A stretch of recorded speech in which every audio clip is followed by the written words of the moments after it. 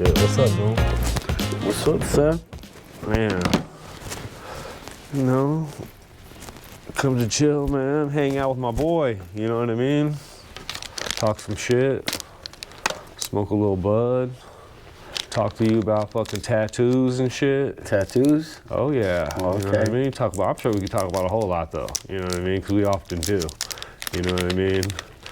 We could go for hours, I'm sure, you know what I mean? So if I had to make, you know, be part one of Boom looking ass, cause shit. Anyways, today's motherfucking guest is motherfucking Boom, Main Street Tattoos. Where's it at? Main Street, obviously. What, give me the address real quick, man, while I break up this fucking blunt.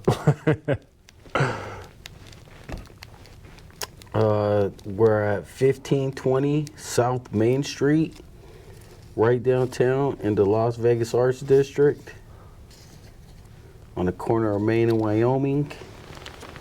Yeah, it's you'll see it when you get there. You know what I mean? It's not like it's hard. It's only like, what, 2-3 businesses right there anyways, right? Go next to a little Mexican. We're in like a shopping center right there. Well, it's a small shopping center, but there's probably like 5 businesses in there. Yeah. They just opened up a hair salon right next to us that's like bright colors, like, you know, Oh, all right. people So it that really are getting catches like your their hair attention? dyed green or Oh, red all right. super blue or and that. Yeah, they just yeah. opened up that. Artsy? Yeah, yeah, Is you're in the art district?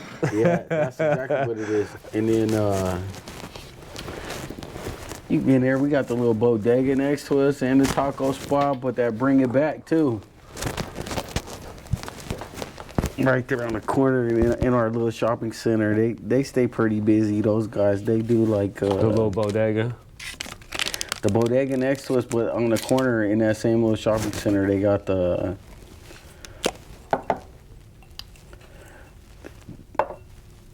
you see the kids coming all day long, man, with like their boxes of sneakers. They're like selling sneakers in there and buying sneakers in there. Oh, yeah? Yeah, like all for So it's like a sneakerheads. sneakerhead kind of place. Yeah.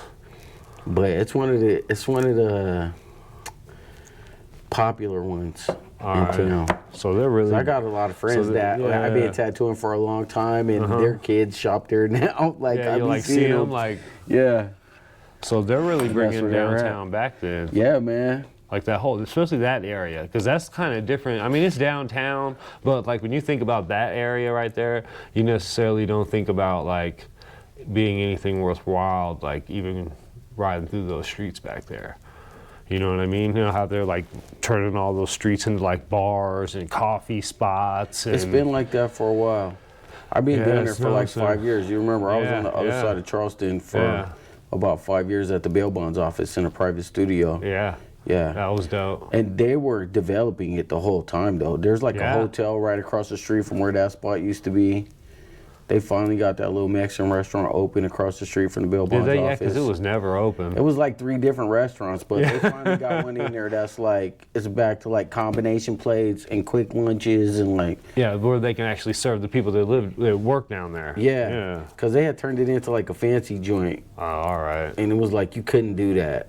Not there. Yeah, Yeah. because you're just going to catch people on lunch break. Yeah, you or- couldn't go down there and just get like a quick combination plate and eat lunch and go back to work or no shit like that. They wanted you to hang out. Yeah, that's what's up. So you've been over there for how long? You been at this new spot? We opened it in July, but man, we signed the lease papers in February of 2020 before they shut everything down. Damn. So it was just at that point. It was just trying to get. Yeah, so we trying to opened get up somebody to in come the inspect, pandemic, trying like to July 2020. Man, it was crazy. Yeah, I remember that. Like they were pulling extra teeth. You know. Pulling out the extra little fucking fine tooth microscope, it set trying everything to back. hook everything up. It set everything back. Like we were supposed to be open by May. We didn't get open till July. And that had a lot to do with like the meetings that we had to deal with the city, getting a zone variance, and then all the health all the health inspections and everything like that. Like, you got to make an appointment for all that shit. All that shit got Yeah, pushed and then back. obviously it's during all that, so everything is like slow pedaling, extra slow. Yeah, and nobody was in a rush to do anything. Man, that's crazy. And it was like, even when we did get the doors open, it was like, keep them locked, you know? Yeah, for and real. Appointment only. Like, you can't just open your doors to the public right out the gate. They wouldn't even let us just open the doors to the public. Yeah, that's crazy. That's kind of how they did the Barber game. They kind of just, kind of try to curtail it for a while. You know what I mean? Minimal, allowance of people in the barber shop. Like, no extra people in the barber shop. Like, one at a time, basically. Maybe one waiting, that kind of thing. All this old, worried about touching everything. Now it's just like, here we are 2 years later, bro. What the hell, Boom? Like, we've been talking about this almost for 2 years while you were tattooing. What the hell?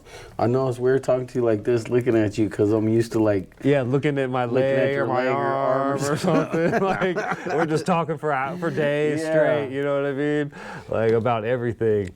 And yeah, that's weird, just like actually just having a regular conversation. Yeah. Huh? That's cool though. We had some good times at the bail bonds office, though. I'm not gonna lie, I was actually trying to formulate a way inside my mind that we could do the podcast while you were doing a tattoo on me. Yeah. You know what I mean? I'm like, dude, because that's how we do it. You know what I mean? That's how we have our conversations. So it was almost like, that's how much more authentic of a conversation can you catch? I mean, I really want to do that. I really want to set we'll it up at the shop so that I could record while I'm tattooing Why people. not, Because dude? you have some interesting conversations with people. Why not? Because you meet so many different kinds of people. And that place is yours tattooing. too, so you can set up your corner, your place, however you want, with your cameras angled how you want, and I was it's just kind of there. interested to see how All you got to did it. do is walk in and press record if you want. Yeah. I got to set this shit up every fucking time. I mean, but this ain't a big setup. It takes me like 15, 20 minutes to really, because I got to kind of curtail everything and, clean it up a little bit so it's I don't know if you remember, but the dude that I was at the bail bonds office with, Mikey, he had a podcast little thing set up in his office in the back. Yeah, that he was renting out to people, or he was trying and never really caught on. He had a couple cats that did it in there. But they were comedians. He's like on a stand-up. Oh, all right. Thing. No, I mean, I like that, dude. I mean, I'm more geared towards comedy and entertainment and stuff like that too. I'm not trying to be serious, super serious, but at the same time, gotta have some kind of serious conversation. Right. Every once in a while, I every feel once that. in a while. I Not too often. Thirsty for real conversations, man. You already know. Yeah, well, because it's not very many people pay attention to anything. You know what I mean? Very far outside of their scope of their life, or if they do pay attention to something, it's because they're being directed towards it by either the media or entertainment, It's almost like a defense mechanism now, though, to not pay attention, Yeah. It's too much to try to process. Well, I think it's that way for people who are in some kind of awareness. You know what I mean? Because the sheep are just floating along NPCs, but the program's fine. That's the easy You know way. what I mean? When motherfuckers have bitten the apple once or twice, you know what I'm saying? And you can kind of see the glitch in the matrix every once in a while. You look at it a little bit harder, you think about it a little bit deeper. These motherfuckers that ain't seen the glitch, that ain't bit the apple, they don't know. They're just still, oh, life's so hard, and the virus, and my job, and Put your mask on. Yeah, put your mask on. You know what I mean? Like, what the hell? Man. I've yet to have somebody. Only one dude told me that it To put your mask on? Two places so far. Yeah. I'll just leave. Sometimes I'll yell absurdities. You know what I mean? Just to be a dick. Well, fuck you too. I'm not sick. do I look sick or something? You know what I mean? Like, I can't walk around sick 24/7, 365 days a year. It's just not possible. Even if I am asymptomatic, I don't care what you say. Like, and I have, you know, over the years of being a barber, especially, I've tried to curtail my spitting on people when I talk or, you know, doing stuff like that. So, yeah, and I'm not going anywhere and, you know, when my nose is leaking everywhere and like, oh, spitting and coughing on people. Like, who does that anyways? You know what I mean? Fucking weirdos. Lots of people do that shit. Yeah, but fucking weirdos do that shit. Because when I feel like that or I'm in that kind of condition, I just stay my ass at home. Or, you know, take some Robitussin or some NyQuil if that's the case. But it's been a long time since I had that. I be feeling bad for dudes that have like chronic coughs and shit like that now. That'd be like, they can't help it. Everywhere they go, they still cough because they be like smoking cigarettes and shit like that. And then everybody's looking at them extra crazy, dude. Every time they cough, like, I've been coughing for 20 years. You know what I mean? Like, way before coronavirus. Right. Now they're the enemy. You know what I mean? Like that, like, oh shit. They're the fucking enemy now. Each other.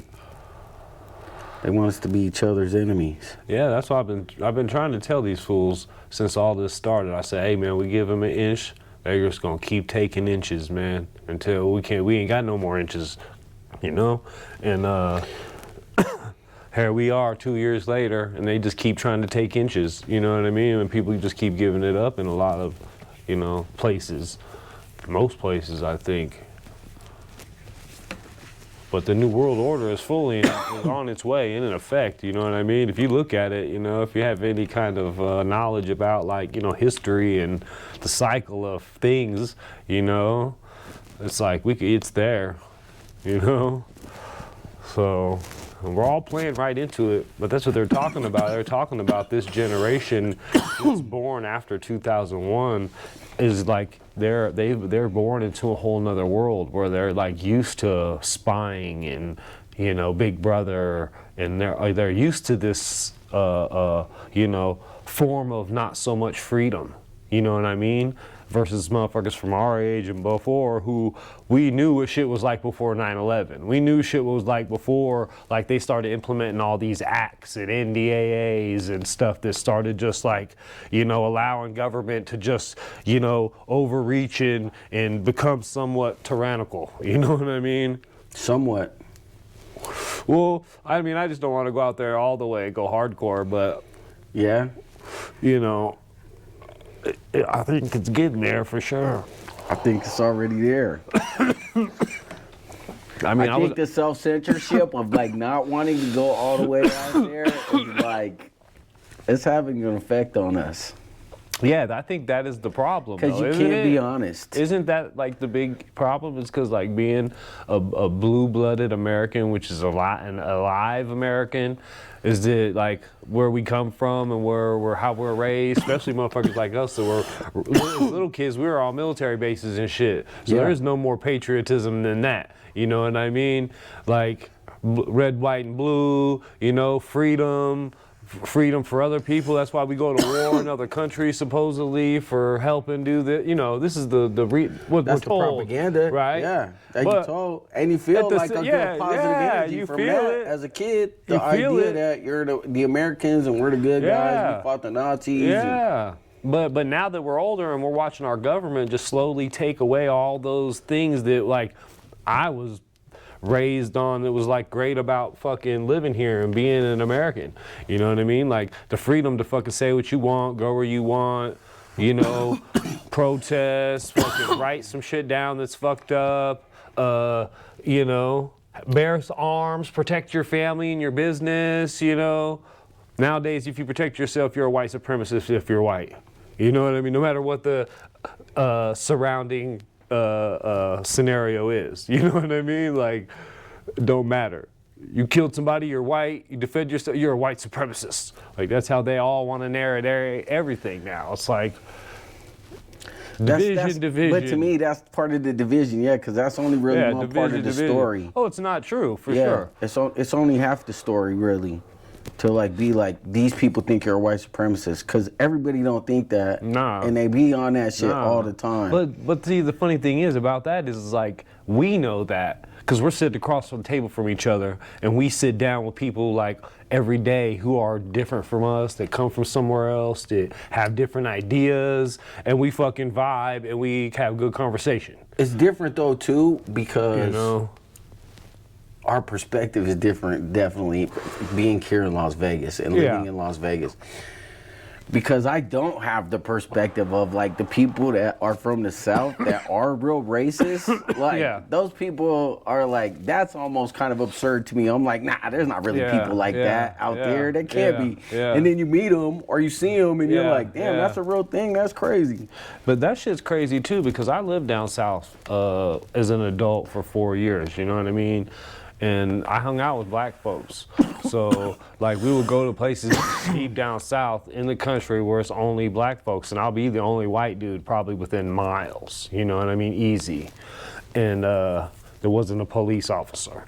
And believe it or not, I would say in my own experience that I experienced racism on the flip side. Because if you're the only white person in a black community, then you damn well better believe you can experience racism. You know what I mean? And it just seems like there's a big group of people out there that just, for whatever reason, they want to believe that you can't be racist if you're black, or if you're white, you can't be like the victim of racism. You know what I mean? Which is just an odd thought. Because, yeah, I think it's an odd thought. But I think if you look at it from a larger perspective, it almost is more like they fed that negative energy into that community for so long. Oh yeah, that's for sure. And so to expect there to not be some remnant of that negative energy in that community. Or no, it makes just perfect amongst sense. Those people. Just period from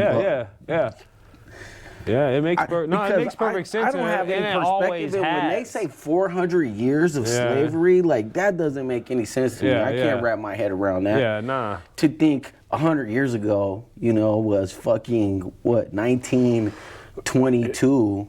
That seems like 1922. Yeah, it seems like forever ago. You can't even imagine it. Nah, you know? not even you just feel like I don't even know nobody that was alive back then. Like people, you know what I mean? That type of shit. So.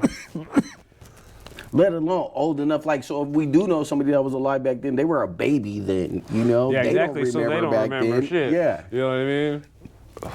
And then to think 300 years beyond that? Yeah. You might as well be talking about, like, dinosaurs and shit, you know? For real, like, I can't think that far back.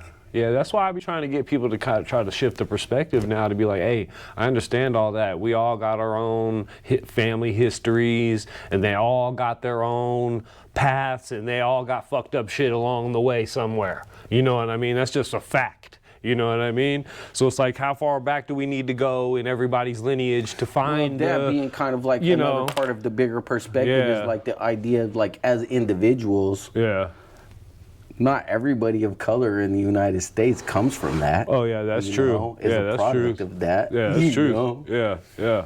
Just like on the other hand, you being a Hispanic dude, everybody, you been here for you ain't jumped the border. You know what I'm saying? Like, what the fuck? You know what I mean, which is crazy to me because when my kids started going to school, they were coming home and people were like, "Well, what are you?" You know? Like, you look like a white kid, but your last name is Martinez. You know? And they would come home and be like, "What are we?" And I'll be like, "Babe, I'm from Denver, and your mom is from Las Vegas." You know what I mean? So we're like Americans. Yeah, that's what I be trying to say. I'm like, when does it come to the point where you just leave all that shit alone? It's just like, I'm an American. If somebody asks you what you are, tell them you're from Las Vegas. If that's I'm from Vegas.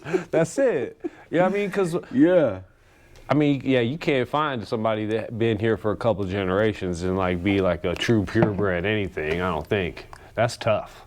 You know what I mean? Well, I think my parents taught me to be racist too against white people. Did they? But I grew up in the United States, you know what I'm saying? Looking at Playboy magazines and shit like that. So I've always been attracted to white women. So that went out the window. Like, well, can I like the women? To me, when they keep showing you that, and that's all you see, and you think, oh, well, that's what hot looks like, you know? Like, at some point or another, like, they put that in your mind. Yeah. Like, I see other women as attractive all the time, whatever the race, but, like, I married a white woman, we had... Yeah. No, it's like, I got my flavor. I like black women, you know what I mean? I always have, ever since I was young. I remember my homeboy Jesse, he lived down around the corner, and he had an older sister. She was like 3 years older than him. Like, or 3 years older than me, because I was a year older than him. And yeah, she was like stereotypical black girl, you know what I mean? Just, you know, thick, you know, in all the right spots. And so are your kids mixed? Yeah. So it's like, this generation is like, they're not like that. That's the thing. It's definitely a different... You know, if anything, you wonder, like, how do they feel? Like, if somebody's making fun of white people around them, and they, like, sit around like, I am white. Yeah, that is a good question, you know what I mean? Because... like when you have kids like mine who are half black and half white, but they're raised mainly by me and my side of the family, it's like they're raised by white people. So, you know, and it was funny, my daughter, she went to camp one year with this group of girls. It was mainly like, it was a group of everybody, little boys and little girls or whatever, little summer camp. And it was mainly little inner city kids though, a bunch of little black kids or whatever. She went there and then she came home. She was all like, oh my God, like, you know what I mean? Like, I guess I kind of am white, you know what I mean? Because it was just like you grow up, you know who you are, then you start hanging out with like, you know, black kids, you know, that grow up in the hood and stuff, and around here and around there, and like you've been in Idaho for the last couple of years of school, and you know, you have white dad and white grandma and cousins and everybody in Idaho, you know. The smaller cities in the other, that's what I'm saying. When you go to other places in the country, you definitely feel it a lot more. Like, it's not the same here in Las Vegas. Yeah. I think that's definitely part of why I like it here in Las Vegas. Yeah, Las Vegas is nice. Yeah, it is a lot more like a military base where it's like very diverse. Yeah. It used to be a lot different, like early 90s. People here Vegas are was way weird. more like concerned with money and status, like your class, as opposed to what color you are. Yeah, you know? I think, and that's a cool. I mean, I guess that's a different way to come at it, not necessarily cooler, because you know, just I guess not liking anybody or dissing anybody because of any kind of status is kind of weird in a sense, but a lot of the bigger cities are like that, but I think the smaller cities, they definitely still have that American historical racism like built into it. Yeah, like, well, yeah, if you go up to Idaho, yeah, there's still like little cities and sections. Idaho's like some of like the worst of it though, isn't it? No, there's a lot of Hispanic like towns and cities in But Idaho. I got a friend from Coeur d'Alene, Idaho, and he said that was kind of like one of the main headquarters of white supremacy. Well, I mean, there's definitely a lot of white people up there. That's where all like that stuff went down with like the big old like the Aryan Nation and stuff. all Yeah, that they had like camp because it's out in the middle of nowhere. You know, you can get land and you can it's be pretty white up left there alone, in the Pacific you know? Northwest. Like they were definitely on that. That's what I'm saying. My kids definitely dealt with a little bit of like people saying things about Mexicans in front of them and them really not knowing how to feel because like in some way they feel like, well, my dad is kind of Mexican. You know Yeah. His mom is Mexican and his dad is Mexican. For real. But they're not from Mexico either. My parents are both from Denver, Colorado too. Or my dad's actually from Texas and my mom's from Denver, Colorado. So it's like... So yeah, you're a couple of generations in then. Yeah, it makes sense, you know what I mean? But like I said, that stuff shouldn't matter anyways, you know what I mean? At the end of the day, like I said, like that's what perspective I'm trying to get people to kind of shift away from, like trying to use that as any kind of fucking, you know, advantage giver or crutch. You know, like let's just be about ourselves and our personal responsibilities. You know what I mean? Just what do we got to give? You know, as a person. You know what I mean? What do I got to give to my family? What do I got to give to my community and my friends or something? You know, like shouldn't matter. Like nothing should be based on what I look like. But of course, you know, we're built tribal anyway, so how do you run from biology at the end of the day? You know what I mean? Because biology will tell you to be tribal at the end of the day, you know what I mean? And to find your tribe, you know what I mean? And the biology will keep people in groups that look like each other, because like a specific good reason is like when you end up somewhere by yourself in a new place with a bunch of people who are there for their first time, like say maybe in jail or something, or basic training, you know what I mean? It's like you end up somewhere with a bunch of people, 9 times out of 10 you end up gravitating towards around the people who like tend to be in your tribe for whatever reason, you know what I'm saying? Whether it be the color of your skin, or maybe you find something in common rather quickly, you know what I'm saying, where you can kind of gravitate towards a group of people, or it's like, you know, I don't know, it's one of those funny kind of things. Can I tell you that when I hear things like that, because I be hearing a lot of people, that's a part of the conversation now, I still almost feel like that is still like something that gets fed into the conversations. You think so? Tribalism as like kind of like a way of separating us, like kind of like telling us all the time over and over it's again. Okay to be it's tribalism. It's okay it's to be tribalism. You know, they got these guys over here and these guys over here, like they separate us with that kind of language, where in reality it's like they're doing all of that to kind of keep the sheep in the gates. Well, no, I think that it's a truth when it comes to like our biology, our the makeup of the human being, but it's definitely reinforced through the powers that be that are trying to get the herd to go in a direction. So they're utilizing the power of that. But then there are people out there that are telling people that the reason that people are doing what they're doing is because it's tribalism. It's because it's what it is, but it doesn't have to be, I think, is what you're trying to say. You know what I'm saying? At the end of the day, like regardless whether it's biology or somebody's feeding you tribalism, it's like you're picking to be a tribalism type person, right? Or because you don't got to be a Denver Bronco fan. The tribalism is almost like feeding into the negativity of it, you know? Where like kind of understanding that everybody is coming from a personal perspective, whatever color or whatever socioeconomic class even, you're coming from a different perspective. It's all an individual point. And to even think of everybody else as something else is a negative, you know? Yeah. And to try to keep the personal responsibility that to yourself with positive energy, to just say, you're going super deep right now. You're going to like the source. Yeah, you're going to the bottom, like, you know, so spiritual that motherfuckers are lost right now. They're like, what the fuck is this dude talking about? But I know exactly what the fuck you're talking about. That doesn't make sense. Because if you were, you made perfect sense to me, because if you fucking take it all the way back to source, that's what it is. That's what it is. You know what I mean? That's exactly what it is. You know what I mean? Because you are the perspective. You're right. And the only perspective. So how can you have a tribe unless you're even told about a tribe?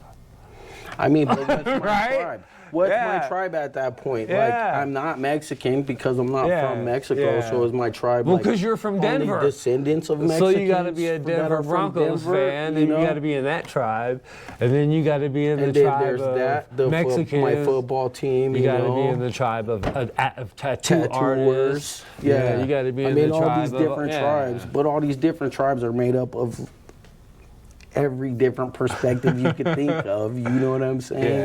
Yeah. And I don't know, man, I kind of feel like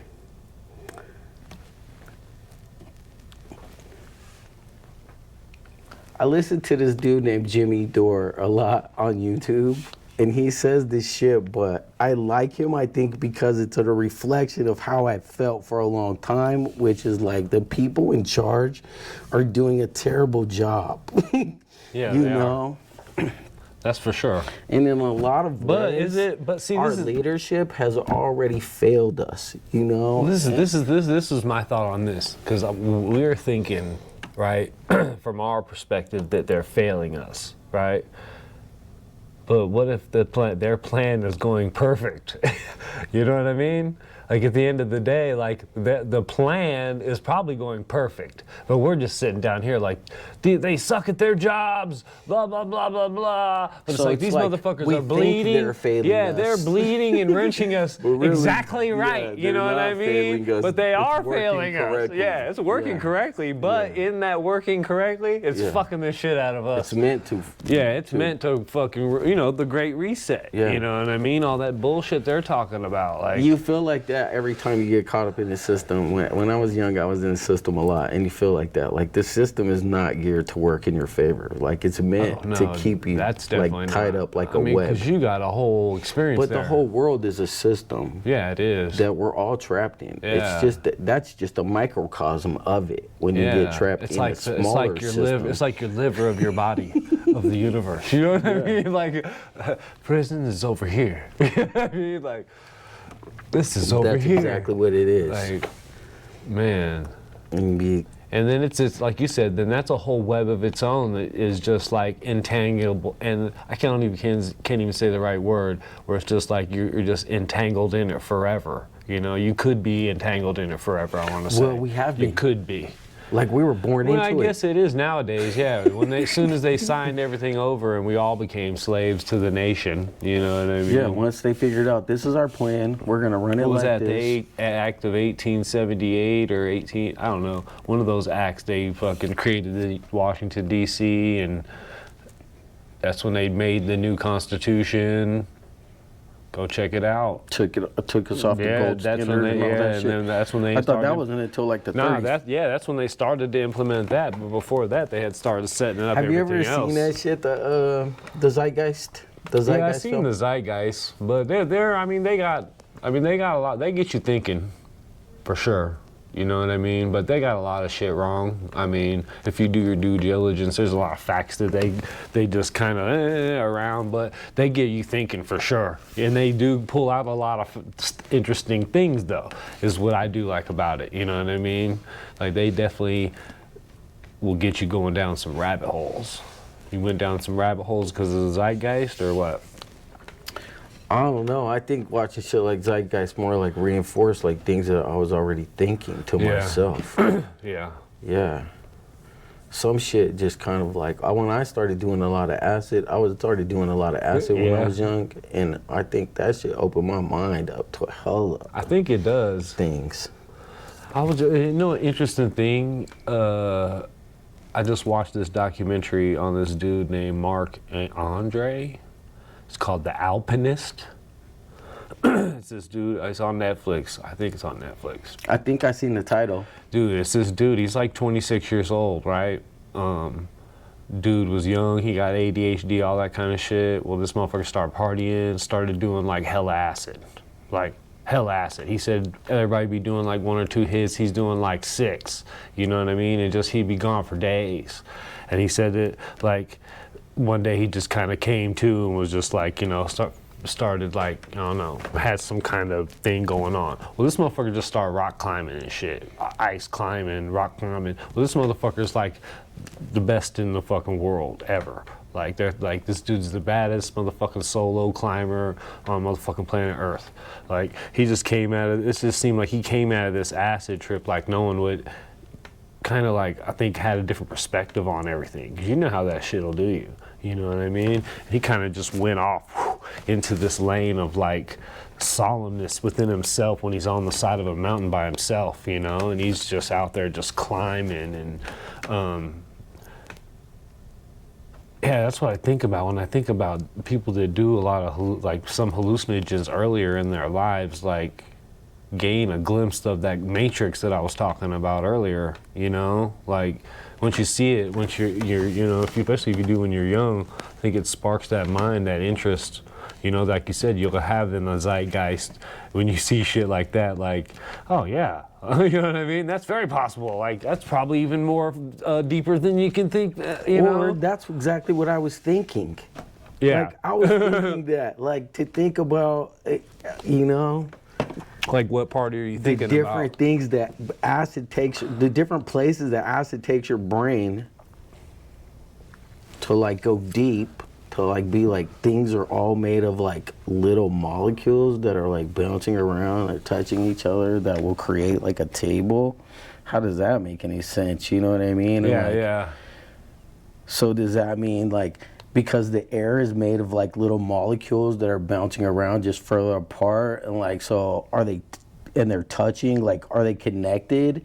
Like, so does that mean everything's connected? You know what I mean? Like, so then you see it like the Matrix, like, all the energy that flows through everything, how, like, this is made out of wood, so that used to be a tree. How is that possible? You know what I'm saying? Yeah. So one day this was growing in a forest somewhere, or like in the Yeah. ground somewhere, right?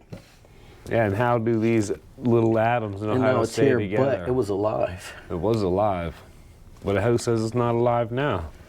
I mean, I guess it's not alive on our basis of consciousness, but I guess that's what they're starting to try to figure out Is it through like all the life science, because right? it's like all part of the soup that is like kind of just like a little slime? I mean, it has to be, right? That covers like the little marble that's just floating around in the middle of nowhere, you know, It has to be. close to a ball of fire, enough to a ball of fire. You Yeah, know? the inside that sloppy ball of stuff, you got all these little organisms that are going in and up out of it. Billions of them. Some of them are killing each other, and some of them they're having little ones. You know what I mean? Yeah. Multiplying. They got You know what cars I mean? now. Yeah. And when this thing tries to come up with things to like rid the planet of them, they try to fight back, and like the bacteria tries to win.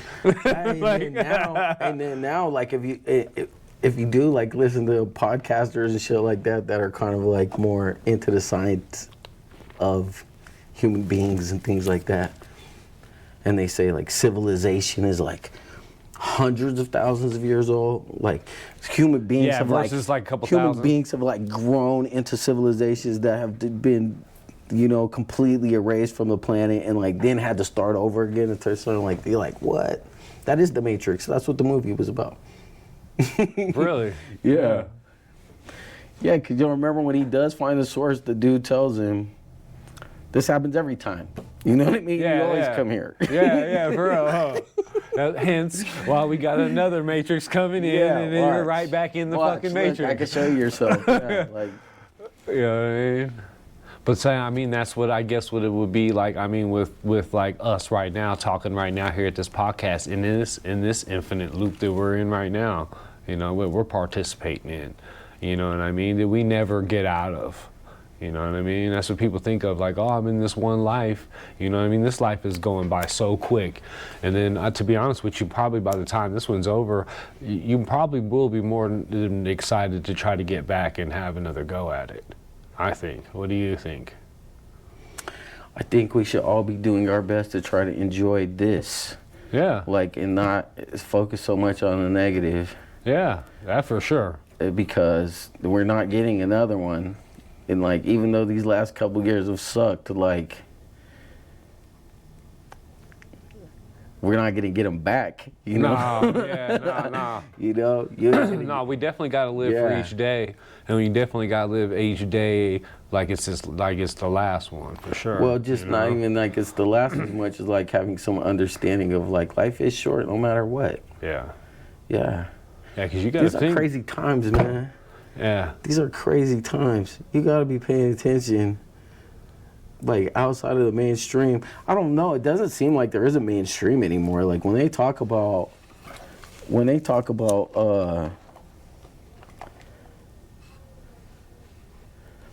I mean, there is the a mainstream, like CNN and Fox News and MSNBC. There is a like, mainstream, but I think it's more converted to mainstream social media. You know what I mean? Nobody's watching that shit. The mainstream social media, I guess, has become the and mainstream. that's going to be through mainstream entertainment. But they which don't will recognize it Yeah, yet. because that's who controls it, is the mainstream entertainment. All the big entertainers, the ones that are followed by everybody, they're the ones that kind of corral and control the social media networks. You know what I mean? Think about it. They're the ones getting all the reposts and retweets and likes. You know, some star comes on there and makes some tweet about something, socially active and they're getting fucking all this love and likes and retweets and you know what I mean. Their shit goes everywhere. You know what I mean? Versus an actual my guess thought. is like me, you probably don't hear about that shit until after it already happens. Like, you know, because I don't follow any of those people. I don't see what any of those people. Like, if anything, I see some of the shit Joe Rogan posts. I follow him, but to me, he's part of the new mainstream of people that are trying to get information out there, or like having conversations where they're asking you to think for yourself, you know? Yeah, that's the dope part, you know what I mean? Where you're actually like allowed to. We're like establishment media. Yeah. They pretend like they're the mainstream, but they're not anymore. No. And they hate dudes like. Yeah, and I think that's what it is. They're finding out that their conversations are being curtailed so much and narrated so much, and the people are like really seeing it now. We have all these other people that are having these different conversations openly. And because we stopped watching that shit, like it never transferred over to our kids. You know what I mean? Yeah, because like our kids ain't gonna grow up watching CNN and MSNBC. Because we didn't sit around watching it at home. Fox News or none of that shit. Yeah. Yeah, I didn't watch none of that shit. And so it never transferred over to them. None of those kids give a fuck or even ever seen Good Morning America or any bullshit like that. Now they're all growing up on TikTok, though. You know what I mean? So how much better is that?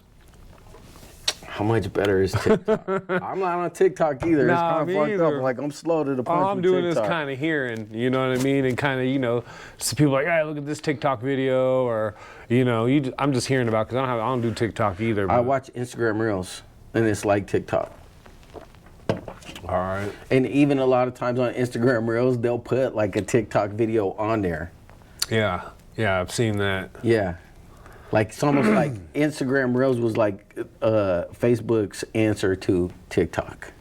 Like, we got to get these motherfuckers TikTok and on Instagram too or something. So what is Instagram Reels? I like it. It's TikTok for Instagram, basically, is what it is. See, I'm not really familiar with TikTok actually either, so you have to explain it to me. Like, is it like a little tense, like a little short clips, or they're what? Short clips, but they're just short clips of videos. It's basically like they figured out how to like put America's Funniest Home Videos on Instagram. On Instagram, where like, but now they have commercials. It's funny, now they have commercials, because for a minute there was no commercials. Oh, like no ads or nothing? And now they're sliding them in there?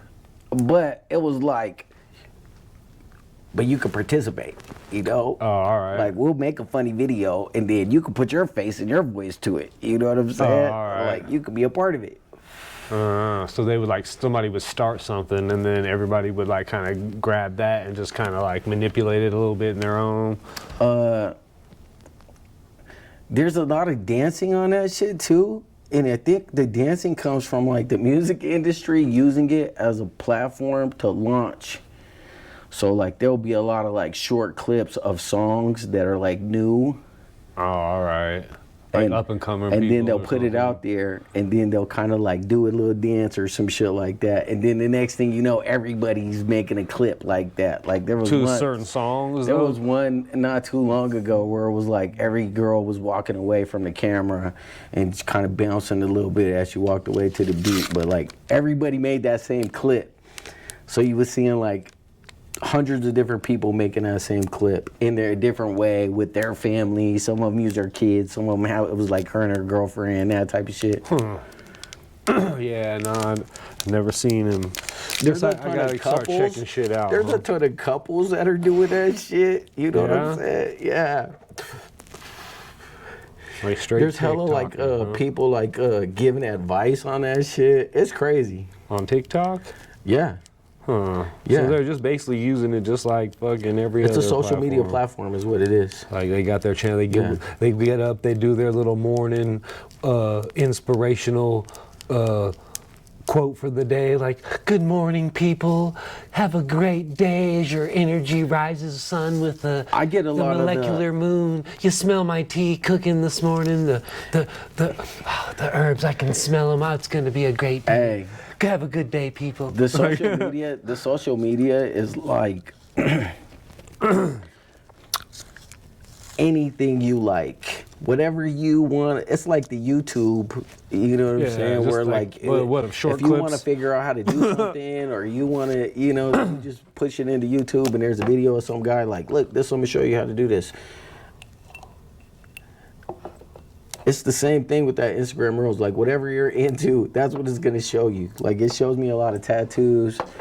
Doing tattoos. It'll throw in a little bit of the dancing here and there and that type of shit, because like, trying to feed you that type of shit no matter what. The algorithm is always going to try to feed you that type of shit. That's their bread and butter. Like, that's where they started at. That shit is funny. You watch that shit and it's funny. Yeah, I've seen some like on like, I don't know, I guess it'll be YouTube or something. Sometimes they'll be advertising for TikTok. I don't know, one of them, like you'll see some every once in a while. They're kind of like dumb as hell. You know YouTube started doing it too. They like, put those YouTube shorts. Oh, is it's that what basically that the is? exact same thing as a YouTube short, a TikTok or an Instagram reel. Like, it's the new way. They figured out. I've heard them talking about it a couple times on different podcasts, but it like has something to do with like they figured out. We love that shit. You know what I'm saying? Yeah. Like, it makes you not want to stop scrolling through these fucking people doing shit. Yeah, well, I was watching a YouTube dude the other day, and he was explaining like, yeah, basically YouTube and visual stuff, and stuff like that, like doing content, and basically that's what it was. It was like creating more shorter content because of the span of the people. It's sometimes a little bit shorter. Obviously, we're more apt to, like you say, 15, 20-second clips. You're scrolling versus, trying to capture somebody's attention for like an hour, 2 hours. You know what I mean? Like, it's a little bit tougher to do sometimes. Well, it has its own rabbit holes too. Like, you'll see a sound and you'll see one and they call it a sound. Like, whatever the sound is, the actual Instagram reel is making, you could press on the sound button and then it'll show you videos of everybody that's made videos to that sound. Oh, you mean like that background music or whatever? It's not always background music though. Like, a lot of times it's like somebody saying something. Like, they take a lot of movie clips. Like, there's a lot of movie clips. Like, they do a bunch of stuff on Friday. Like, oh, I think I saw one the other day where a chick did like a Jin Saki one. yeah. She do, or I think she There's was a bunch of dressed Trump up, ones. like, There's a bunch of Trump ones. Yeah. It was like they was talking and they were like lip singing for him, like Yeah, that's what they do. They lip sync it. They lip sync it. And so some of them are funny. Some of the people have a lot of character, and so you see you Now I seen some of them definitely, like I think with all these little outlets is definitely like giving people the opportunity to like, shine a little bit. More than obviously the old way. You know what I mean? Like having to work your way through Hollywood or something to like be even seen on film. You know what I'm saying? Too, when you see somebody become successful on social media and then they start telling you how much money these people are making, it's like almost like you don't understand that. If you go to work every day and you like, you know what I mean, just trying to put money in the bank every week and that type of shit. Yeah, like, yeah. And then they tell you, oh yeah, this dude made like $90 million last year fucking Doing whatever. doing Instagram reels. Yeah. Yeah. What's that dude, Mr. Beast? I just saw his shit the other day. Yo, man. I'm like, man, this dude be doing some elaborate ass YouTube shit. And I'm just like looking at this shit. I'm like, how the fuck? And then you look at this shit. Yeah, he's got like 85 million subscribers and shit. Like, he's making like millions a day. Millions. You know what I mean? So he's able to give away millions. He does shit like that all the time, doing little dumb contests for $1 million. You know, like, but it's like all for his YouTube. And obviously, if he's making that much bread, he can do that. But it's like, fuck. You know, and you look at who's this dude? You know what I mean? He probably at one point or another, he was just some dude. What? They started like some social media shit, and the dude not too long ago boxed Floyd Mayweather. He was like, "We gonna put together." Oh yeah, old Logan Paul or whatever it is. Yeah, they just. Yeah. I mean, I really don't know who the dude is. I mean, I seen his podcast a couple times because when like Mike Tyson was on there. Yeah, I had never heard of him. I watched that one, but yeah, I had to see who he was. Like, I had heard of him, but I was like, but millions of people follow them dudes. Yeah, millions. And it's like, I mean, obviously they're talented, right? You know what I mean? Because he went in the ring and squared up with Floyd Mayweather a little bit. Did you watch him fights last night? Nah, I didn't, man. Nah. What happened last night? Did you watch him? Yeah. What happened? The one girl, Pena, she beat Nunez. Oh yeah, I saw that. The ending of that one. Yeah, she was the underdog of the night. Yeah, she whooped her ass. Right there at the end. And she let her have it, didn't she? And then the champ tapped out the challenger. Oh, you mean the for the guys? Yeah. Yeah, I didn't see the highlight of that one. Tapped him? How'd he tap him? He like climbed onto his back and wrapped his arm around his neck. And like he was strapped onto his back though, like a turtle shell. Oh yeah, so he was like mounted on top of him? Yeah. Oh, all right, so and he was like face down? Standing up. It was crazy. Oh damn, he was standing? Yeah. Damn. So he really was applying some pressure then. Oh no. So he tapped out? But yeah, he tapped out. Damn. Man, I'm gonna have to try to find the highlight on that one. Yeah, the champ was. Where you at, young Jamie? You know what I'm saying? Young Jamie, let's fucking pull this fight up real quick. You know Joe Rogan was talking shit, hey, because he had the dude at one point. Joe Rogan was like, "It kind of looks like he's illegally holding his glove right now." He's illegally holding it? He's calling him out. And then he brought it up again, bro, like part of the way through, like if he was looking at a clip of it or something. He was like, look, he's got his fingers in his glove right there. Like, oh, what? Yeah, he was cheating? I mean, hey, man, somebody got to call it out.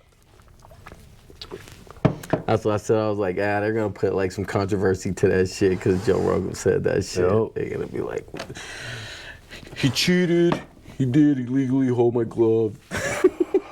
But hey, this gonna have to come back to the rematch though, right? Because he won, right? It was a good fight. I mean, what can you do about that? It was a good fight.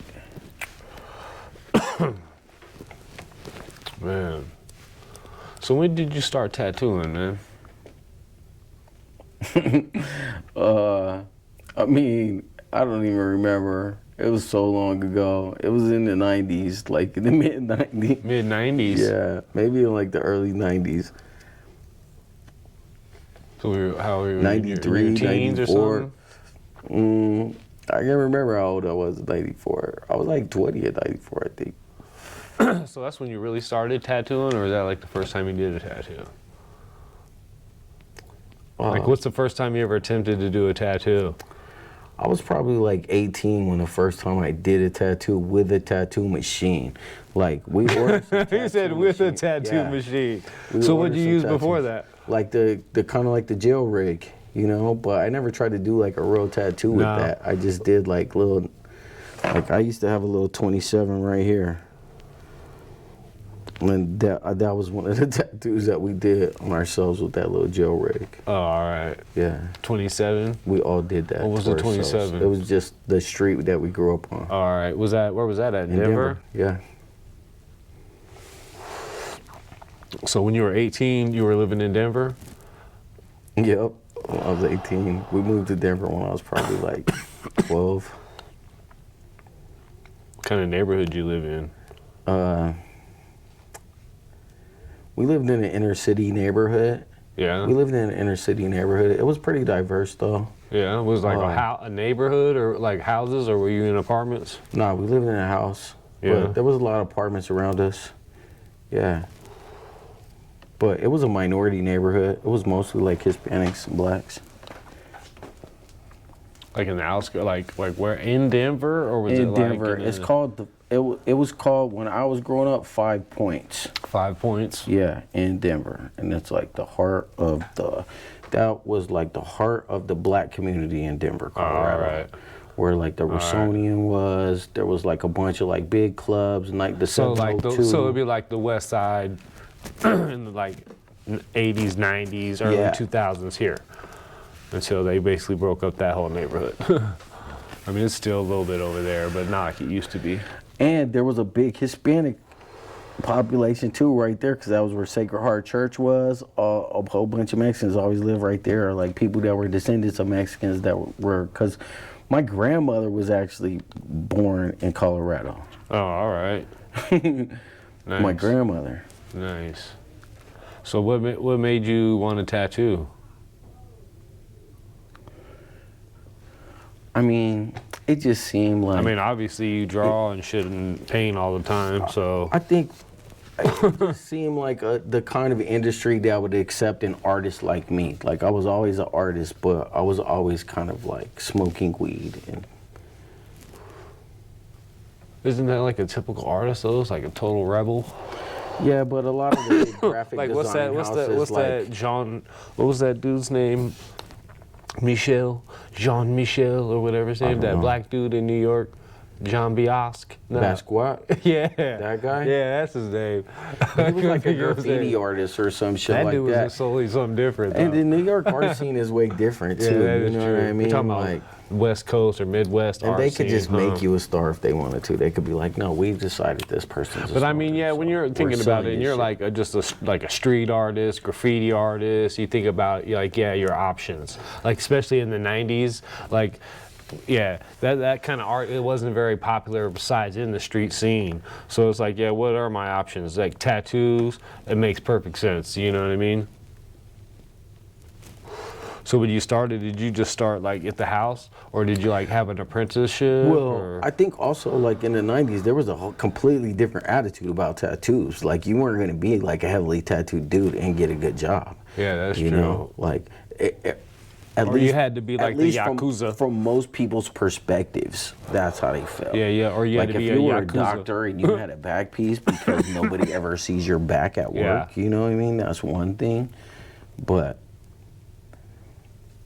you weren't gonna work like you said, on when the you're, floor when you're of doing anything dudes major, fucking yeah, but- all this on guys, and you're like, are you sure? And they're like, yeah. And then it's like, you know. And that's the move now. Like first tattoos. Like these dudes come in, they got their necks tattooed, their face tattooed, and then they take off their shirt, nothing. They got nothing under. They don't even got tattoos on their arms, nothing.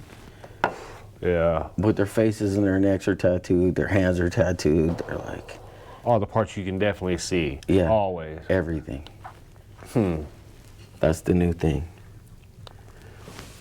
Where like in the '90s, you definitely got them. Where like nobody could Yeah. see Where them. when you first started, like, what were you doing stereotypically? Like, what was the thing then? The Denver Broncos logo. Was it? Yeah. Everybody just was showing their love for their tribe, huh? Well, I think for me it was like most of my family and my friends. Yeah. They always wanted a Bronco tattoo, but they never knew a tattoo artist. And then you started. And then they would go to the shop, and the tattoo artist would tell them how much it cost to get a Broncos tattoo, and they'd be like, "Oh man, I'm not paying that." You know what I'm saying? And Yeah. so once I learned that a tattoo was like, now's my chance. Yeah, for real, huh? Like, I can get it done for extra cheap, if not for free. You know what I mean? Hey, boom. The Denver Broncos logo, that's probably not too hard. I've done a bunch of designs, like either Denver's Bronco or the Boise State Bronco. Yeah. They're real, yeah, The pretty Boise similar. State is the Broncos Yeah, too? Yeah. So it's real similar, like just the horse's head and stuff with hair design, you know, doing haircuts. I didn't know that. Yeah. Yeah. You do Broncos designs in people's hair? Yeah, like a Yeah. Denver Bronco. Yeah, I remember this one kid. Yeah, he was a little Bronco fan. I was cutting him for a little while here, like doing different designs. But every once in a while, I'll do the Bronco logo, especially during football season. Right. Do you pay attention to football? Nah, I really don't. Me either. Nah, I be doing other shit, man. Like running around. Like I got other stuff I'm trying to do, you know, besides watch Like football. Yeah, like this, man. Like Yeah. Sunday, obviously we sitting here talking. We could have been like, oh, I got to watch football or something. It's like, nah, we're chilling. You know what I mean? We're fucking. You know, said I'd rather be on my bike riding around in the hills somewhere, or you know, riding around the lake, or 4x4ing, or running, you know, hiking in the hills with the dog, or shooting guns, or anything but sitting at the house, like watching TV, watching other men go experience their lives. You know, that's how I kind of feel about that. You know, like, oh, every time, like, people ask me, like, oh, you don't watch food, you don't watch sports? Like, nah. They're like, why not? I'm like, well, because I just kind of find it hard, like, just to sit around and just watch somebody else enjoy them do what they do. I mean, sometimes that's cool, but, like, I don't know. I'm just trying to, like, do some shit. I'm not trying to focus on other people do their shit. So. I've gone to some of the games. Out here? Yeah. To the Raiders games? Yo. How has it been? Fun. Yeah. No, Yeah. I can imagine the energy You is do kind high. of feel like you're out doing something. Yeah, You know, nah. that's how you feel. Now going to a game Yeah. is something different than sitting at home watching games all day on TV. You know what I mean? It seems a little different. Yeah, that's a whole another experience, going to a game. Yeah. You know what I mean? Because then you're like going there. You know, you have the whole experience of, you know, making it to the stadium and getting in and then going in the stadium. And then the energy, like you said, the energy is like crazy. The energy of the in there. crowd can Yeah. be like, whoa, you can feel it. You know what I mean? And then, yeah. I went to the Eagles game. That was one of the games I got to go to. And I was like, shit ton of Eagle fans there. Yeah? What is there? Almost seemed like half the stadium was green that day. Yeah? Yeah, it I was can crazy. imagine. So I don't know. I think Vegas and the Raiders are a good mix.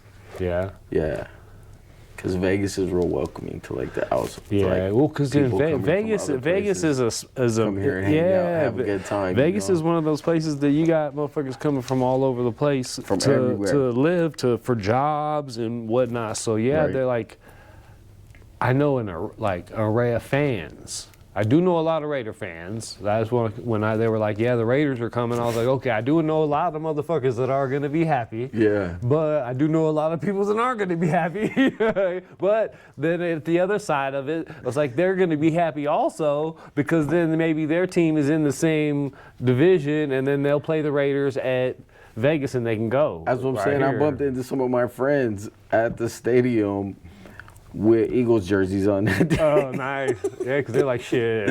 Like, People that are from Vegas that have been here in Vegas for a long time, you know. yeah. They're like, You're just like, I'm not switching. yeah, they're like, right on, my team's here. You Yeah, know, yeah. they're just happy that their team's here. So they're like, well, I'm telling you, there was a lot of Eagles fans in there. Was there? It was a good day, though. It was a good time. That's what I'm saying. You feel like you're going somewhere, you're doing something. Because I normally don't pay attention to football. So mentioning that, have you been doing a lot of Raiders tattoos since they moved here?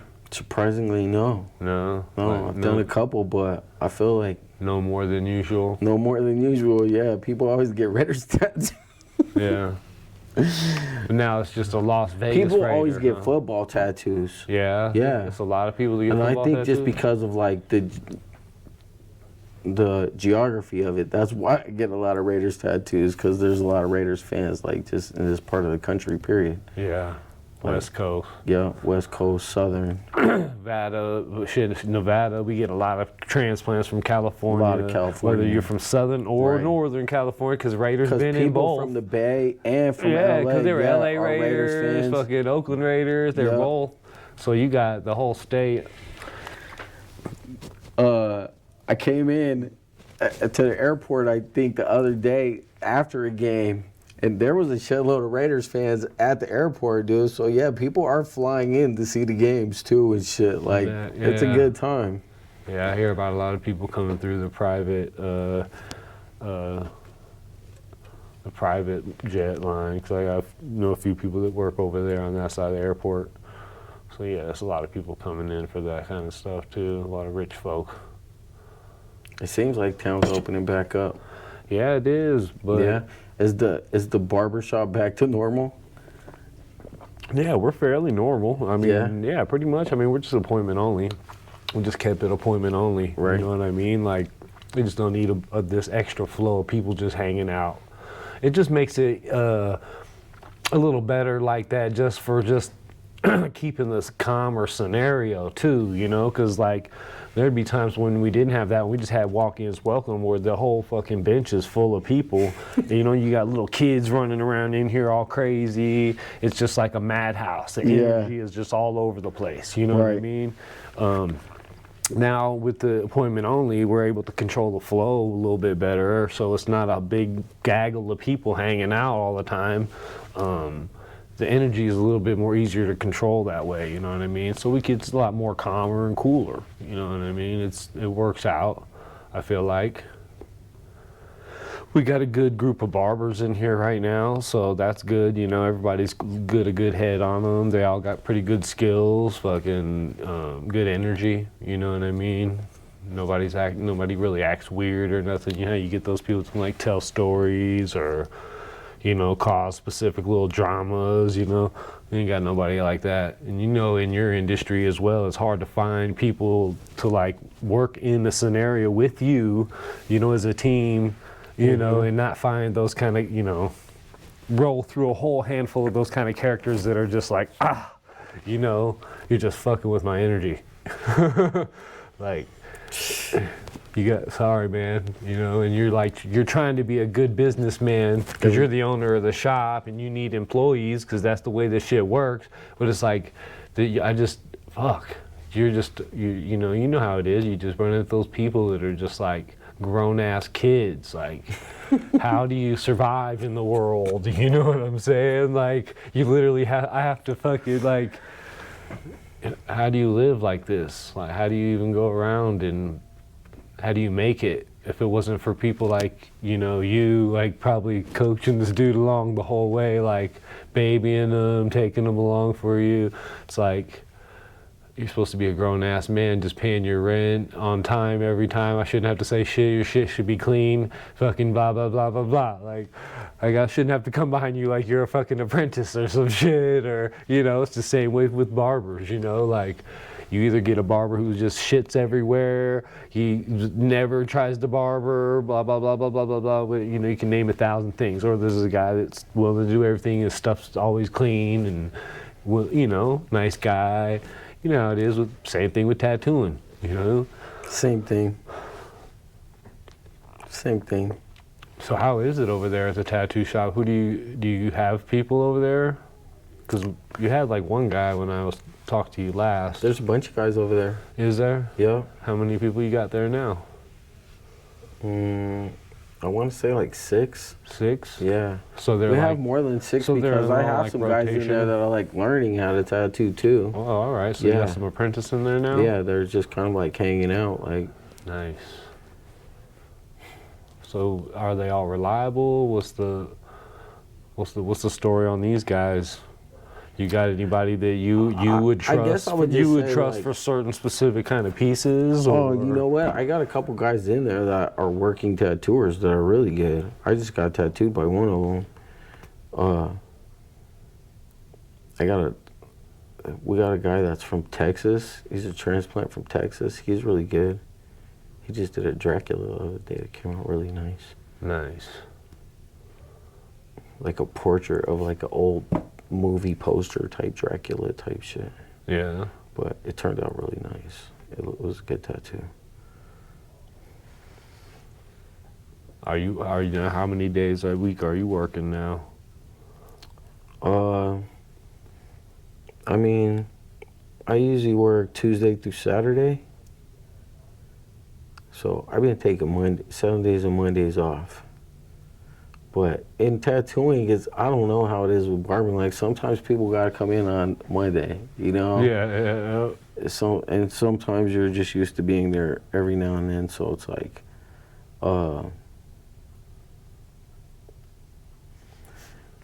I know exactly what you mean, because Saturdays, like I've been taking Saturdays off since like June. It's also right? kind of mostly like appointment only over there too. Yeah. And so, but there are, like on Saturday when I'm not out of town, there are some people I come in at 8:30 just to do, because like it's just they're the homies, and I've been, you know, why not? You know what I mean? I'll come in, I'm off day. How is it you in the know, barbershop, for like half hour, an hour, and for then on Christmas? Saturday, and that's it. Same. It's a good Because holiday. Christmas slows down for tattooers. Does it? Nah, Yeah. it's just like a normal, like, because everybody's getting together with their families and stuff, so everybody wants to look nice. So it's just like a normal flow. It gets busier for you guys. It's like normal. Yeah, I would say it's like normal. Normal. Like, no, for some people, it'll probably get a little busier, because you will get the influx of people, like I said, that are like, oh, we got to get your haircut. We can't be going over to grandma's with your head looking like that. Right. You know what I mean? That kind of thing. So, yeah, we'll get those like right before then. But then we'll also get them like the next week right before New Year's Eve, too. I mean, it's been People slow, going to parties and obviously, shit like that. because all this stuff, the clubs and stuff, haven't really been open as much as they were. But I don't know what's going on out there now. So, I don't either, really. they got to be open, because one of my boys, he's running one of the clubs down there, so they got to be open. So. I go into the comedy club across the street from the shop all the time. They just opened up a comedy club down there. Yeah. And that place is, I mean, it's not ever super packed. Like, there's definitely enough room for 6 feet of distance. You know? There's definitely enough room for that, but they've had some big shows down there too, though. Yeah. Yeah. Was it some funny people or what? I went to go see this dude Is it Bob like open Zaney mic? the other day. He was funny as fuck. They do a lot of open mic stuff. I've seen the open mic stuff down there. That stuff, some of it is funny. Sometimes when they don't even do good, that's funny, because they're like up there like sad as hell. You could tell. They're like, okay, fuck you people then. If you don't think that shit's funny, you know? Hey, it happens. You know what I mean? Some people just ain't feeling it. Or maybe you ain't got maybe. It's kind of sad too, because a lot of times when you go in there, those are the days where there's not a lot of people. So you're like also like telling your jokes to a room full of like stand-up comics that are waiting for their turn to go up. For real. There's maybe like 2 people in there waiting on this one guy that's going up. So they're mad at like the 8 people that don't know nobody in there. Yeah, for real. They're like, oh, we're all waiting for Jim to get up on stage so we can clap for him. Right. Like, it's been good energy though in there. Like, everybody's been positive, you know. It's been good energy. There was a couple days where there was like a few guys that were funny. yeah. And then Pauly Shore got up one time and said some jokes. I don't know. See, I don't know remember who if else I I ever saw. watched Pauly Shore. Brandon Schwab. Brandon Schwab. Yeah, that dude from, he does a podcast with, Yeah, he's on Joe Rogan. He's one of Joe's homies, ain't he? He got up, he was there? that's where I heard him from. But yeah, I saw him there too. All right. He was funny as fuck. Yeah? Yeah, he did a good job. Yeah. Yeah, Yeah, I liked his I show. never even seen him. And that night, it was packed. And like when Yeah. you're in there, like that night, and then especially that crowd, like no mask. Nobody had no fucking mask on, bro. It was like, and them nights be funny because it's like they're not even gonna put their mask on to like walk in and walk out. They just like know how ridiculous that is. Like, so wear it while I'm walking to my seat, and then as I leave. Yeah, for real. Like, yeah, fuck you. Hey, fuck your mother. Right. The rest of the night we're just gonna sit here with no masks, right next to each other, because the fucking place is packed, and pretend like everything's okay. Yeah, like that walk to and fro is gonna fucking stop something. When you're in Nah, line. this shit that escaped a lab, right? The motherfuckers are wearing like spacesuits when they're dealing with this shit. Like, so you're telling me this shit got into somebody's spacesuit and got out of the lab, right? And hung on to a spacesuit. Yeah, or something, and Snuck out with it. now you think your little paper or fucking any kind of mask you got on is gonna save you. The goddamn spacesuit couldn't contain this motherfucking Wuhan level 4 lab. The Modella virus. The cold. It was the cold, the baddest cold the planet has ever seen. The new cold. Yeah, I'm telling you. It almost sounds the same. COVID. Cold. Like, if you had a good accent, you know what I mean, you might be fooled by either word. Is it a cold or COVID? Like, cold. Cold. It's the same thing. What?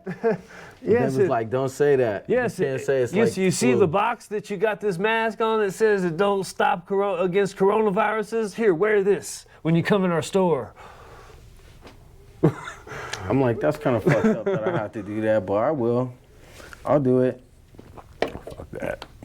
That's just crazy. I got the vaccine. Did you? You went and jabbed up? Oh man, are you all right? Yeah.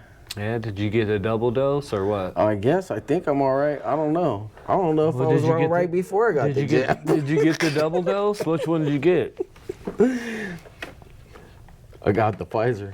So you got two? Mm-hmm. So you got two jabs? Mm-hmm. Damn. I did. You went and got two? Both. And you didn't have no feelings after, like either one?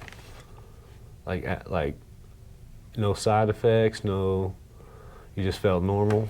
That's what I'm saying. Was I ever normal though? That's the thing. Is like, I don't know. Am I normal now? What was different? How would I know? You seem like you're normal. Just regular. Well, I'm saying, like, how'd you feel inside? You didn't feel sick, or you didn't feel no pain nowhere, or you didn't notice a change in your thought process? I got this girl that works at the shop, this lady, and she's not for vaccines. She's not for them, and she's convinced they just gave me a placebo. That's the only way she could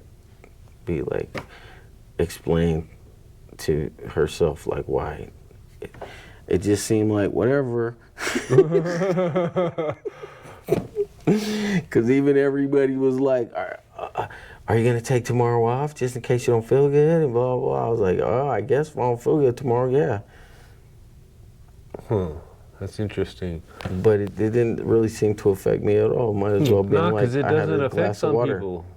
Like some people that don't do anything, it doesn't affect them at all. You know what I mean? Some people are fine. I mean, there's some people who, have little side effects. Some people have major side effects. I mean, it's just like every fucking pill they try to sell you. You know what I mean? I mean, name one fucking pill that's on the TV that don't got 30 side effects. Like most of them are longer described side effects on the commercial than rather the benefit. You know what I mean? So what do you think? So you think you said at the beginning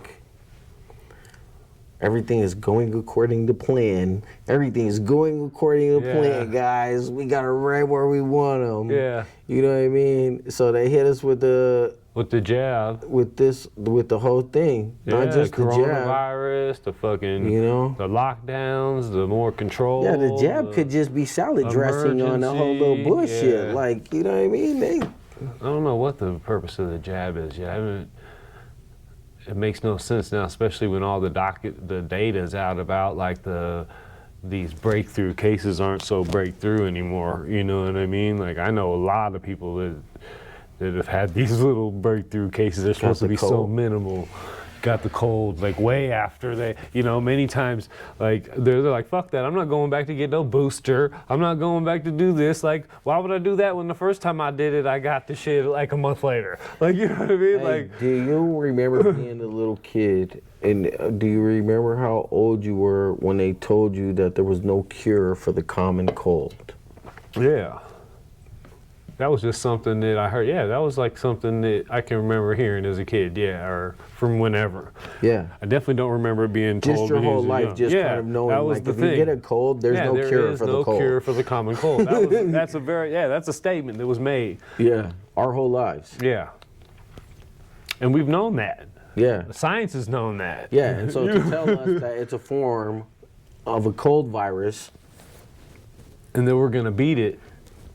We're going to eradicate it. In the next 18 months. I don't know, man. It's just like, yeah, like I said, you give an inch. So then you kind of know to yourself, or I don't say you know, you kind of think to yourself like, okay, if this is going according to plan, if everything is going according to plan, then what's next? Like, what the fuck? Yeah, what is next? You know? Because we want it to get better. I guess But it it depends definitely on seems how like our leaders are hell bent on making sure that that doesn't happen. Yeah. Dictators are born under these kind of scenarios, you know what I mean? I mean, you got to think about the last time any kind of country was under this kind of momentum and of direction. Has never been positive outcome.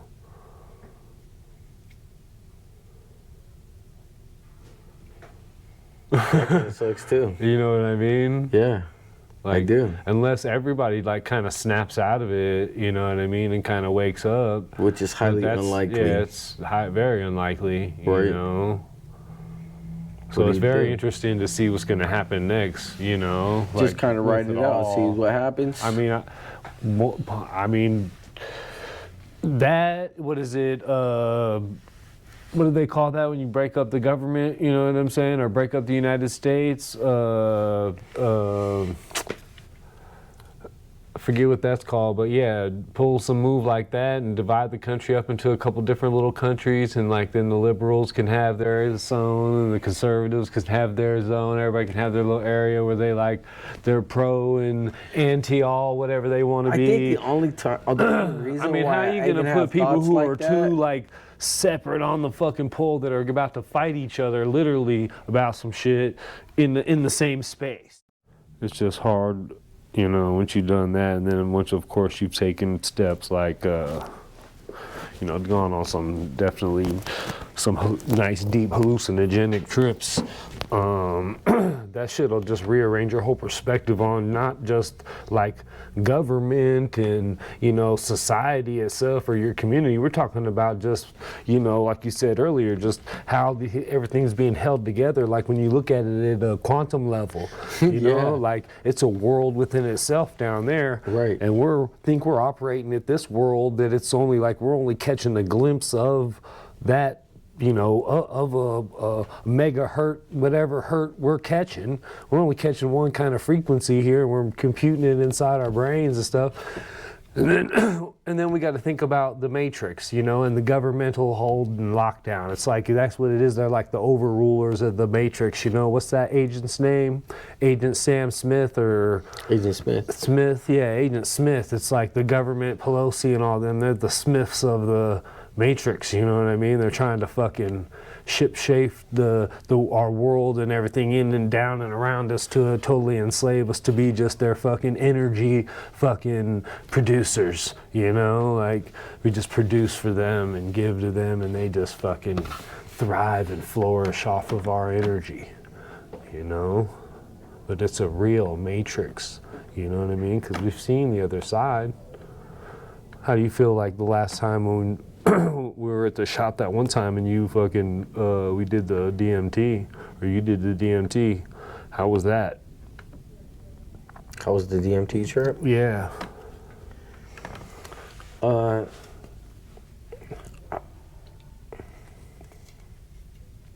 I felt like we botched a lot of that. I don't know though, because like that first part of it, it's familiar to like the other time that I did the DMT too. Like, so whatever that first part of it is, like that's happened to me Yeah. a bunch of times. I definitely went a lot deeper that night. I did it with you. I definitely went a lot deeper that night than I did the time before. Did that did that affect you in any kind of way? But I almost still feel like, can you go further? Because I didn't see any elves. No, you can go, like, I think every time you go, it's like, can be different. You know what I mean? Yeah. Sometimes I think you don't go as far. Like I said, we're all rookies. You know what I mean? We're all rookies over here fucking, you know, experimenting. And Yeah, I didn't see so any we really elves. don't know. I've never seen any elves either, but then again, I can't, like, I saw a lot of stuff, you know what I mean? And none of it was familiar, but then everything was so familiar. That was the strange thing. It was like it was so foreign, but at the same time it felt like it was more like home than here.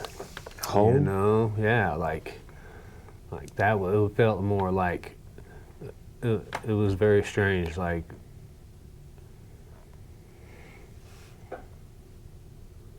yeah. I mean, like I said, the beginning part, like you said, when you're in the like right at the beginning, when you're like kind of when you're first fucking coming into it. And the whole world's fucking just out at you and from every angle. And I mean, you know how it is. That shit is crazy. And then sometimes you just hang there, and sometimes it opens up into the space kind of there where it's just like you're hanging in this in-between dimension.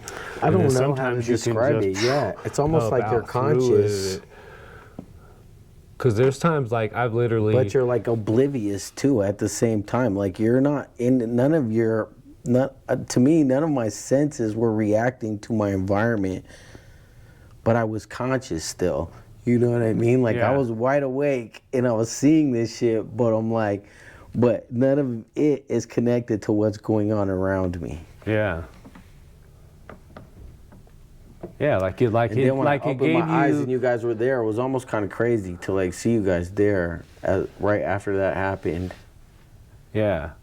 Yeah, it's almost like your third eye opened and you were like peering into another dimension, and then you opened up your other eyes, and then we were like kind of standing there too.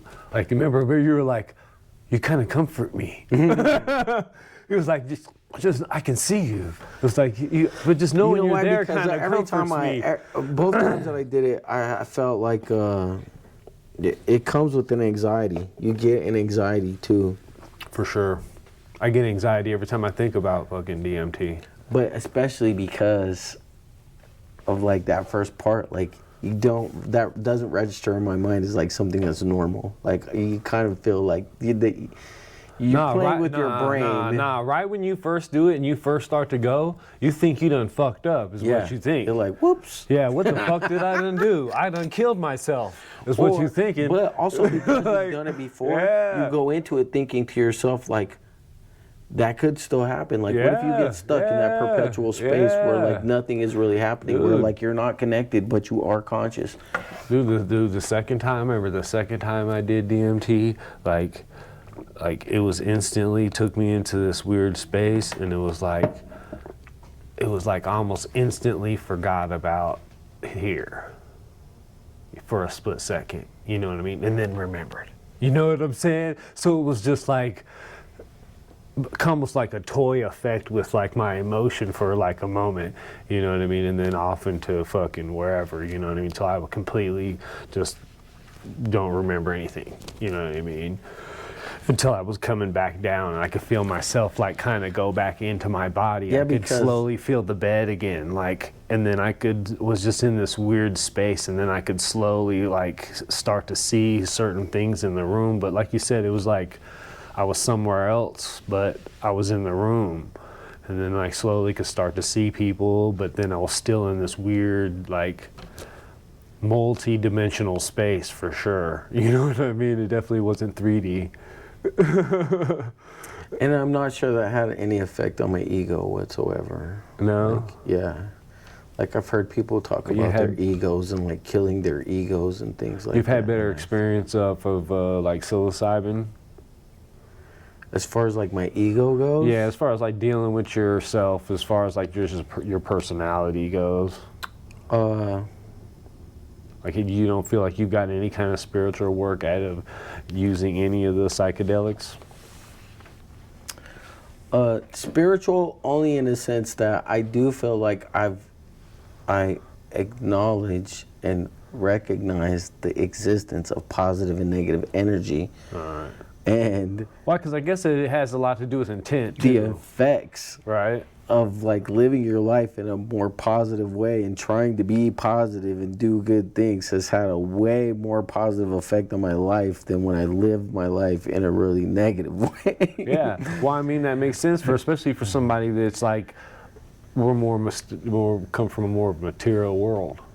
You said like we don't necessarily have a spiritual angle most of the time when you're participating in, you know, psychedelic experiences. When you're doing mushrooms or acid or any of that shit, you weren't necessarily going in like, oh, I'm gonna do this for like this spiritual the gain. But you know also what I not mean? just Like, that, but like the idea of also kind of like feeling like I recognize the idea of like every spirituality also kind of like roots itself in the idea of positive and negative energy. Oh, yeah. So at the same time, it really is the same thing. Yeah. But I feel like I just experience it in a more From a simpler different- form. yeah. You It's know, kinda where I like, just see like if I be nice and I do good, I'm having a more positive result, like personally and from my perspective. Than like if I feed into every negative thing that like I initially want to sometimes. Like I spend a lot of time talking myself out of like reacting the way that I want to react, like instinctively.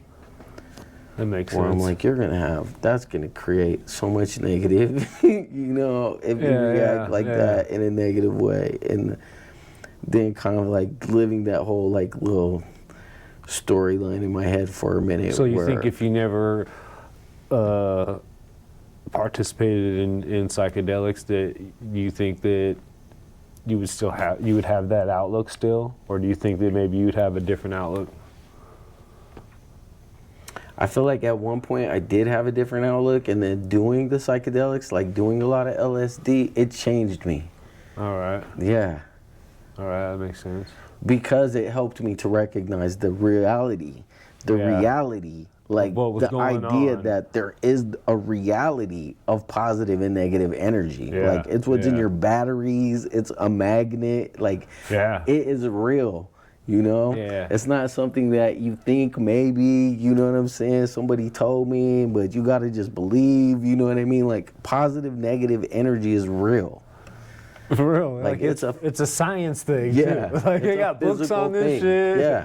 You know what I mean? And it's also the root of like every spirituality, the idea Yeah. of positive and negative. Yeah, You know? yeah. Good Yin and bad. Yang, yeah. Yeah. Exactly. Well, fuck, man. We got to end this one sometime.